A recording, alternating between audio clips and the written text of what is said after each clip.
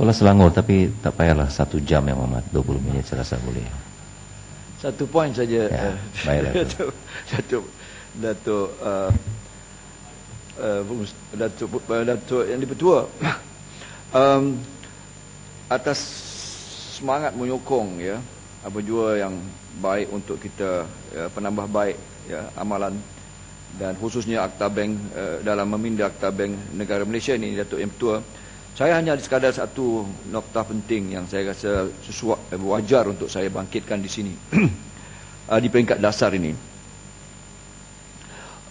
institusi perbankan, Datuk Yang Di-Pertua, sudah menjadi satu institusi yang hanya punya capaian kepada mereka yang kaya dan hyper kaya, rich and super rich. Ya, dalam bahasa finance dia kata high net worth individuals dengan izin. Namun kita tahu institusi perbankan ini, kalau benar diwujudkan ya untuk memberikan capaian kepada seluruh segmen warga negara dan rakyat, ya, ia tidak sewajarnya menjadi hanya untuk mendapat untuk dijadikan sumber untuk hanya mereka yang kaya. Lalu Bank Dunia ya mencadangkan apa yang dikatakan bottom of pyramid punya ini ya, Timbalan Menteri ya, you might have been aware of this, bottom of pyramidnya konsep ya, supaya rakyat seluruhnya mendapat capaian akses to institusi perbankan. Kalau tidak maksudnya, Datuk Yang Di-Pertua, kita sebenarnya memaksa mereka dan sebenarnya menekan mereka untuk pergi kepada institusi alung. Dan apakah ini yang dikatakan negara yang punya kebajikan dan berkebajikan, kalau akhirnya semua orang miskin dan yang tidak punya credit worthiness itu akan ya bergantung harap kepada alung.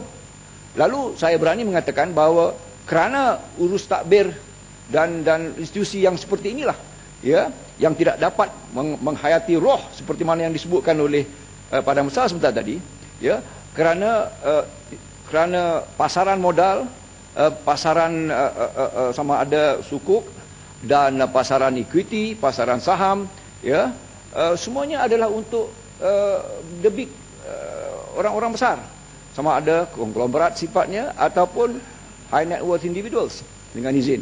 Lalu Bank Dunia mencadangkan kembali back to basic ya, supaya capaian ya kepada mendapatkan akses ya kredit di bank ini dibawa dan dirakyatkan ya.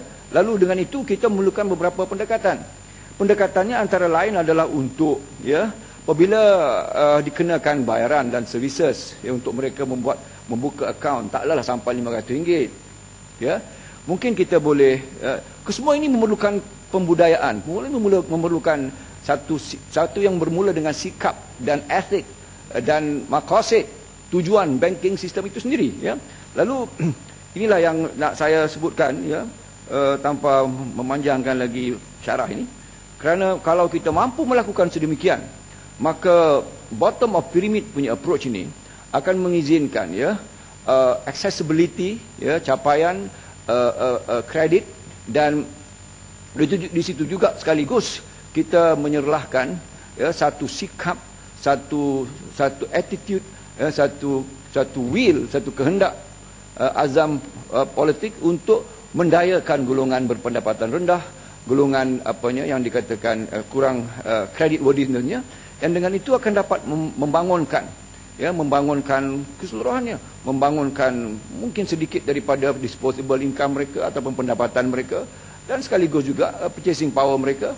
Dan ini saya kira kalau ada kalau kita izinkan ya rising tide seperti ini, jadi all ship will float ya. Kalau kita izinkan seperti pendekatan seperti ini, bukan hanya yang kaya dan terus kita kayakan lagi dengan accessibility. Kita ada 30 billionaire di negara kita ini, kita bermegah dengan mereka, berkongsi NTA sebanyak 220 bilion, dan saya boleh sebutkan hutang-hutang mereka satu demi satu daripada mereka yang semuanya adalah kerana mereka punya accessibility kepada kredit.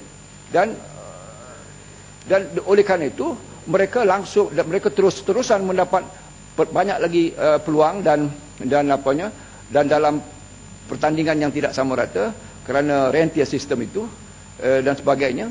Jadi kita sebenarnya terus-terusan akan meneruskan tradisi disparity income dan wealth, dan for whatever apapun yang kita cakap tentang new economic model, kalau inclusivity ini, ya, keterangkuman ini tak dapat kita jayakan dengan back to basic, persoalan bottom of pyramid, ya, approach untuk memberikan capaian kepada rakyat yang punya pendapatan ataupun pendapatan yang rendah, ya, the low income group, mendapat capaian untuk mendapatkan sikit, ya, services daripada institusi perbankan. Terima kasih Datuk yang Ketua. Satu poin je. Ya.